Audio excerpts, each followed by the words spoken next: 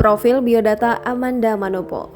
Berikut profil Amanda Manopo. Amanda Gabriela Manopo Lugu, lebih dikenal dengan nama Amanda Manopo. Amanda Manopo berprofesi sebagai pemain sinetron, aktris, model, dan penyanyi. Diketahui juga kalau Amanda Manopo memiliki keturunan darah dari Filipina, Spanyol, dan Sangir, Sulawesi Utara. Tahun aktif di dunia hiburan dimulai tahun 2005 sampai sekarang. Nama Amanda Manopo semakin luas saat memerankan Andin di sinetron Ikatan Cinta. Tak hanya itu, ia juga dikenal lebih luas sejak berpacaran dengan Billy Syahputra, namun putus karena ketidakcocokan. Kini namanya terus melambung dan mendapat tawaran berbagai brand ambassador setelah sukses membintangi sinetron Ikatan Cinta.